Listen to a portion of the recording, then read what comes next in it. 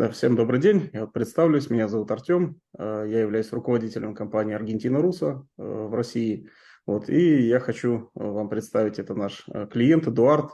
Вот, Эдуард согласился ответить на некоторые вопросы по Аргентине. То есть он приехал в Аргентину в марте 2023 года. Вот, ну и согласился, мы такой сделали с ним мини-интервью для того, чтобы людям было понятнее, то есть кто планирует переехать в Аргентину, было понятнее вообще, как, что там, ну, то есть со слов уже как бы не нас, вот, а со слов реального человека, который приехал в Аргентину. Да, вот, привет, Эдуард. Всем добрый день. Да, вот, ну скажи, тут список вопросов я приготовил, то есть вот вообще, как знал ли ты что-то вообще про Аргентину, об этой стране, вот перед тем, как заняться этим вопросом?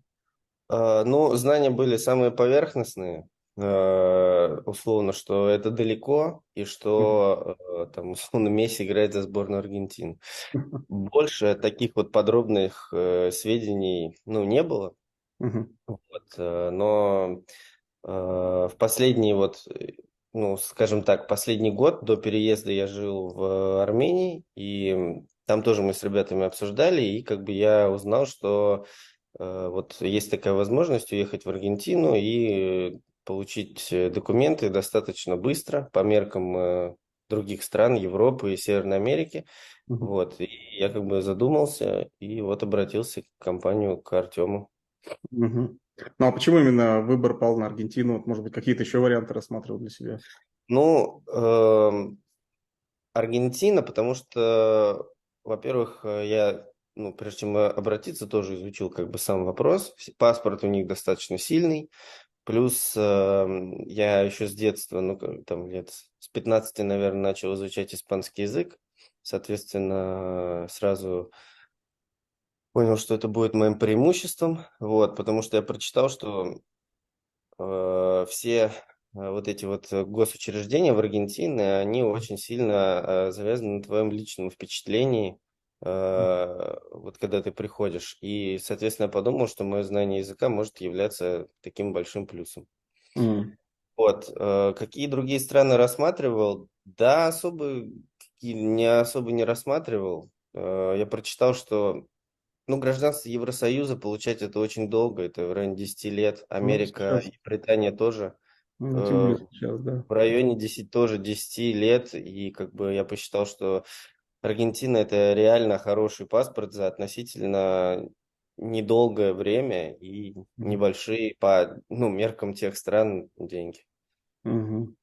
Ну, логично, да. Тем более в нынешней политической ситуации, да, часто клиенты тоже нас спрашивают, вот я там, допустим, хочу в Евросоюзе попробовать, я еще где-то хочу попробовать, ну, там, кто-то в азиатских странах живет, ну, по мне тоже вот Азия там в жизни человек не получит, ВНЖ, допустим, это уже Таиланде, на Бали, то есть и даже приобретение недвижимости, это все идет как-то в купе с местными, но Европа сейчас вот по известным причинам, как и США, я думаю, вряд ли в ближайшее время что-то вот. Нет, Европа и США и Британия это все можно, все делают люди, просто это вопрос времени. То есть, учитывая нынешние реалии, но это Ну, да. 10 и более лет. Как Ну, вот я бы, к тому и говорю. соответственно, и жизнь там намного-намного дороже, чем в Аргентине и в Мгм. России. Поэтому вот можно посчитать примерно.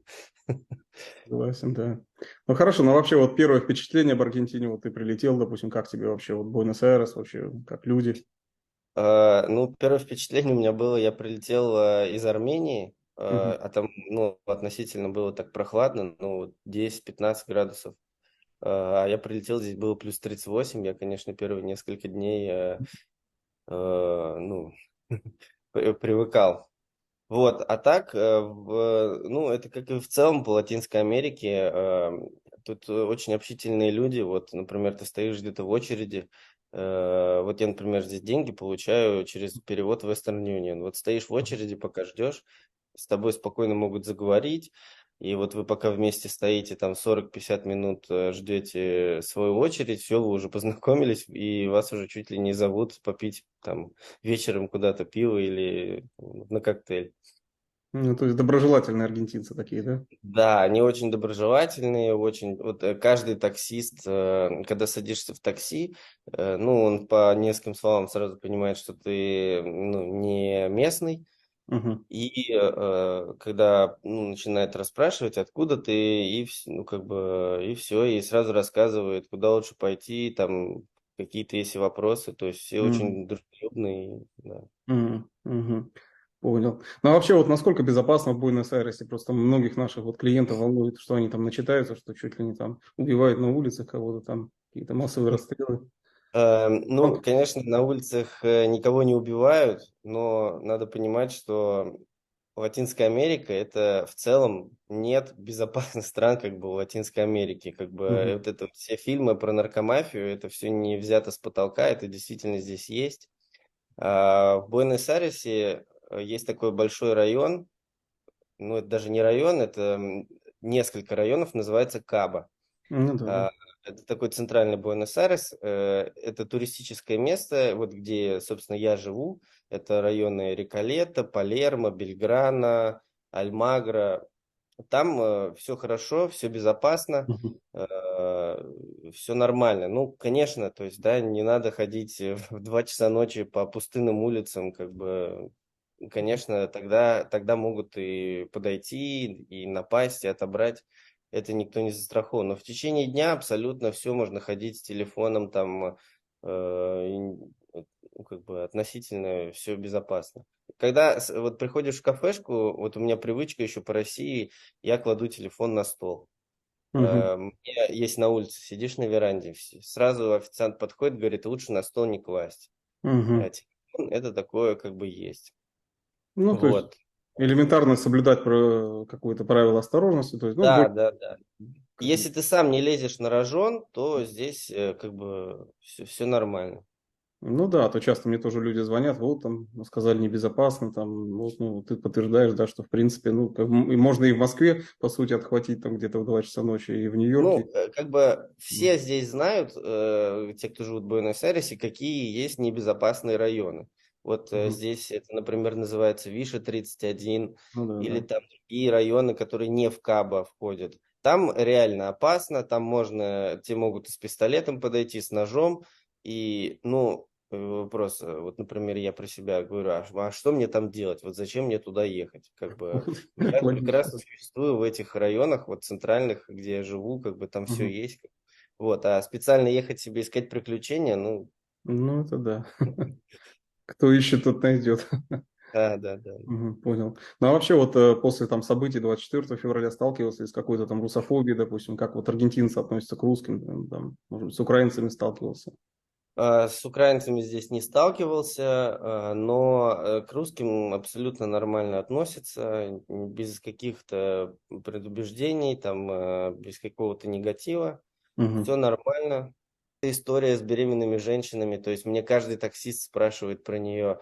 И в целом, как бы, э, но им здесь приятно, когда ты приезжаешь и говоришь с ними, пускай на плохом испанском, но на испанском. То есть они это приветствуют. То есть они сразу ты получишь более лучшее отношение к себе, Мгм. если ты приехал сюда и будешь как-то пытаться как-то ассимилироваться.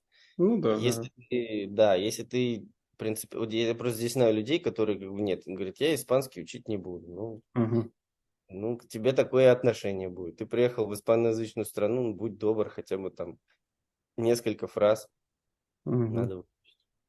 Понял. Ну хорошо, отлично. Ну а вообще как проводишь время в Буэнос-Айресе? Часто вот тоже люди спрашивают, что там делать вообще, вот какой досуг, не скучно ли? Ну, э, да так же, как и в любой стране, ты как бы здесь есть все. Ну, здесь есть кинотеатры, здесь есть там, я не знаю, торговые центры, боулинги, это все есть.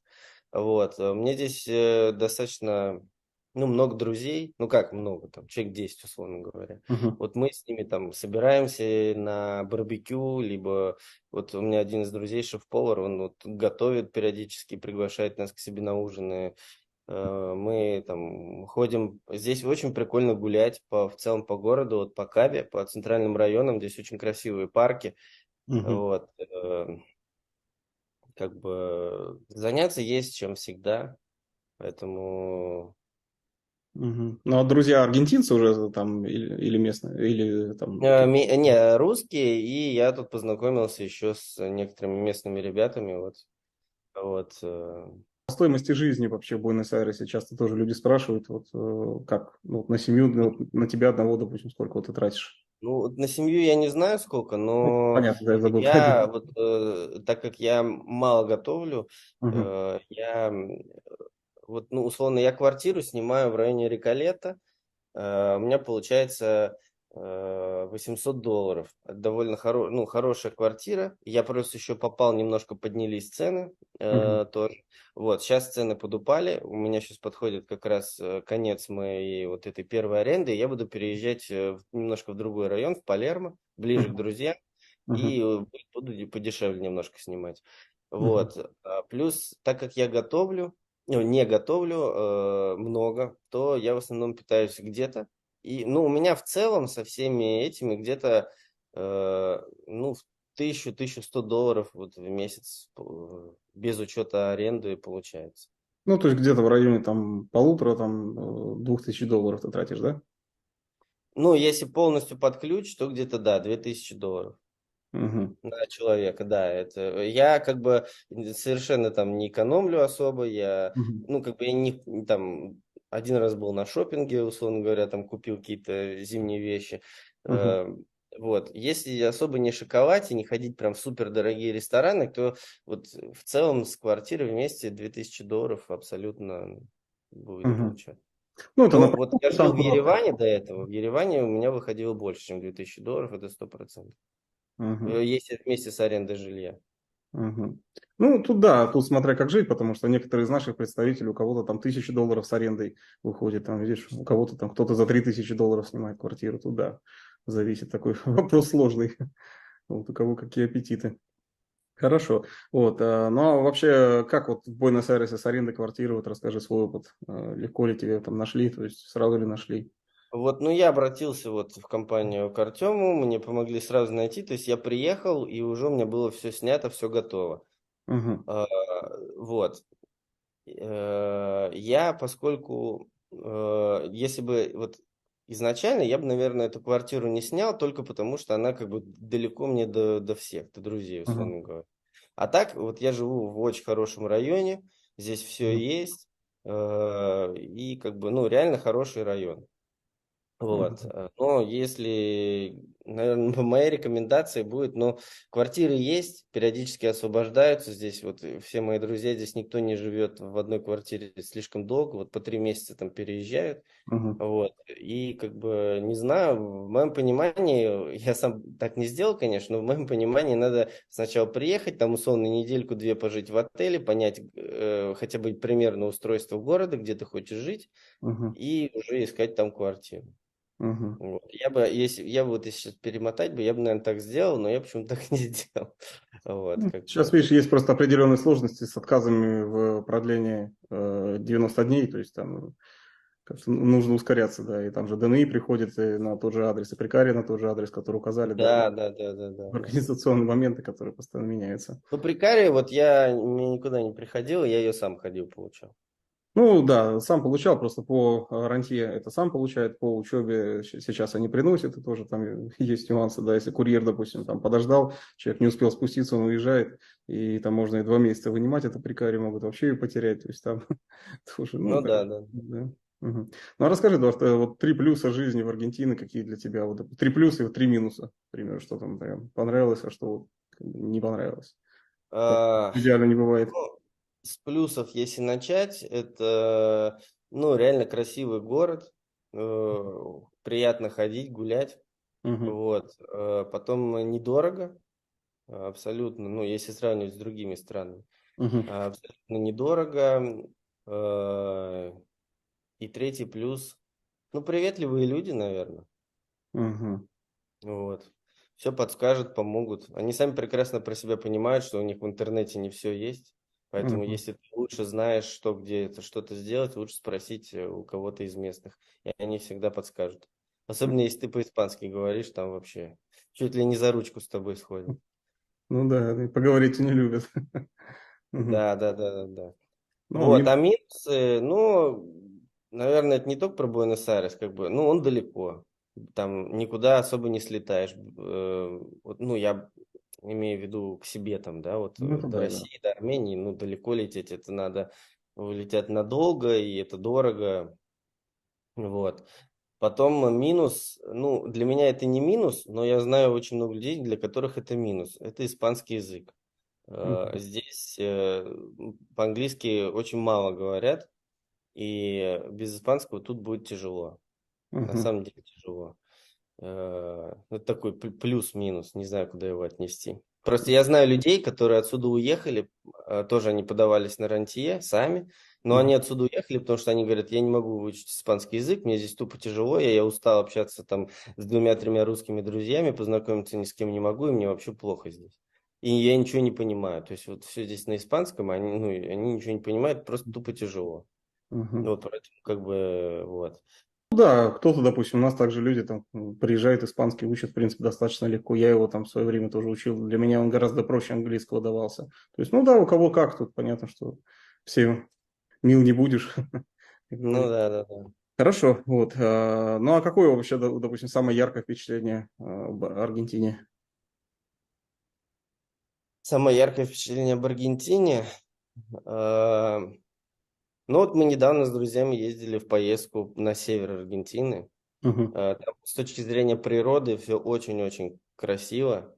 Это, ну, правда, одно из самых красивых мест, где я, наверное, побывал. Мгм. Но с точки зрения сервиса это, конечно, ниже ноля. Особенно то, что касается еды. С Мгм. едой здесь, конечно, в целом тяжело, потому что ну, я вообще думал, что здесь только стейк, какое-то красное вино, стейки, там вот это вот, ну, а здесь даже близко ничего нет. Вот, и особенно вот в тех районах северных. А так, ну, вот поездка сама очень понравилась. Дороги хорошие, природа красивая. Ну, да, вот ели мы не очень хорошо, ну ладно. Ну, в Буэнос-Айресе как с едой вообще там? В Буэнос-Айресе всех, кого я знаю, все себе готовят. Мгм. Эм, Вот, я нашел себе вот пару мест, где очень вкусно, нормально готовят обычную еду без наворотов, я хожу туда. Мгм. Есть хорошие рестораны, но их мало, если уж по-честному. Мгм. Ну а средний человек какой, допустим, в ресторане посидит, а покушать, поужинать? Ну, если в рублях вот так. Ну вот я вот я хожу, вот сейчас буквально там час назад ходил, я заказал себе такой мини-стейк с рисом и с чаем. И поел я всего за 4650 песо. Было Мгм. довольно вкусно. Мгм. Ну, в принципе, да, достаточно дешево, если сравнивать так, сколько это Ну около. да, то есть мы делим на 5 и вот Мгм. 4000 уже где-то 700 поделить на 5 сколько это будет. Вот. Ну, в районе Это и там цена в рублях. 900 рублей, да, где-то. Мгм. Ну да. Ну, в принципе, да, так. Достаточно нормально. Вот, ну хорошо, а вообще, если человек, допустим, приехал без испанского языка, допустим, вот он может как-то уже начать жить, то есть, ну, вот условно вообще там ни слова не знает, то есть может ли он там как-то именно в бытовом плане? Ну, существуют онлайн-переводчики. Мгм. Как бы, ну, испанский язык, он достаточно простой и с точки зрения произношения. То есть, как бы освоить произношение, это не каких-то там великих дел Мгм. надо. Вот.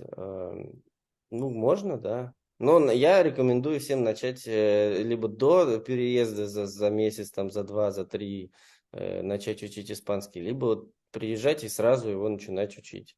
Мгм. Тем раньше вы начнете, тем быстрее у вас появятся местные какие-то друзья, товарищи, и тем быстрее вы социализируетесь.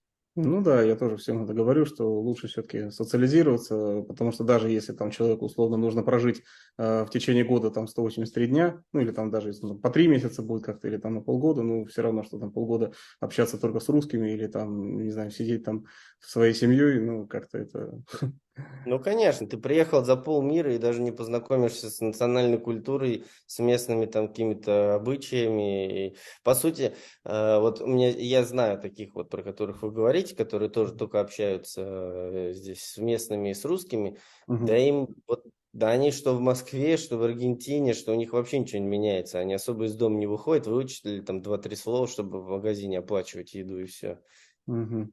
Для них они не могут и толком сказать, что они в Аргентине были. Как бы они Мгм. живут обычной московской жизнью, из дома не выходят. Понял, понял. Ну хорошо, ну и вообще как объективно там не жалеешь, что поехал? Нет, нет, не жалею. Все по плану идет. Вот у меня подали документы, вот я сейчас получил прекарию. Мгм. Сейчас через 2 недели уже надо будет продлять ее. Мгм. И надеюсь, к концу лета, надеюсь, я получу ДНИ. Мгм. Вот. И уже, ну, срок у меня идет, так что. Мгм. Ну, Вот. это... Но я сейчас вот буквально завтра улетаю в Перу. Ну, то есть, Мгм. как бы с прекарией можно ездить по Южной Америке, там, Мгм. пожалуйста, Бразилия. Я просто подумал, что мне как раз есть время, что вот можно посмотреть, ну, как бы, не только Аргентину, а всю Южную Америку. Пожалуй, вот Круто, там Перу, круто. потом я полечу в Колумбию, еще через какое-то время в Бразилию. Вот. Я тоже всем людям советую, да, если есть возможность, когда бы вы еще посмотрели ту же там Ну, Бразилию, конечно, там, конечно. Перу, не знаю. Просто по Аргентине сейчас на юг ехать, вот Патагония, Барелоче, там уже снег, там все закрыто, и Мгм. прилетать туда, чтобы сидеть в отеле, Ну да, да. ну, нет, и, соответственно, вот, пожалуйста, другие страны. Мгм. До Чили тут вообще рукой подать, Чили, да. Уругвай, вон через пролив, сел там 2-3 часа, и ты в Уругвае. Мгм. Понял. Ну и хорошо, ну и последний вопрос. Вообще, твои рекомендации, допустим, тем людям, что бы посоветовал тем, кто вот решил лететь в Аргентину за получением гражданства, то есть решился на такой шаг, эмигрировать, податься на гражданство. То есть, Первым делом, ну, из рекомендаций, вот советую обращаться самим. Ну, у меня здесь, я знаю людей, которые, вот у меня ближайшие здесь друзья, они решили все сделать сами, без какой-то помощи. В итоге прошло 3 месяца, они стали нелегалами. Податься из нелегального в статуса, подаваться на все прекарии, это нельзя. Надо сначала стать легалами. Они сейчас, ну, это целый процесс вот у них. Только потому, что они решили все сделать сами и просто не знали каких-то процессов. Вот. Я рекомендую вот обращаться в компанию Артема за помощью. Вот. Потом кстати, начинать... я не просил, если что, об этом говорить. Ну, да, да. Пожалуйста. Вот. Потом начинать учить испанский язык, потому что без него, ну, реально не только в Аргентине, ну, вся Латинская Америка, за исключением Бразилии, говорит на испанском языке. И, Мгм. и это ваш, можно сказать так, ключ, чтобы открыть дверь в культуру в целом Латинской Америки. Раз уж Мгм. вы здесь, надо это как бы, я вот так про себя думаю, раз уж я здесь, надо это все понять, посмотреть. И язык это большой-большой подспорье, чтобы, ну, как бы Мгм. это все делать. Ну и не знаю, просто как бы не бояться ехать. Мгм. Понял. Ну, супер, Эдуард, отлично. Благодарю тебя за интервью. Да Вот. нет, что. Удачи тебе. Потом расскажешь, как в Спасибо, Перу. спасибо. Да, да, да, да. Мгм.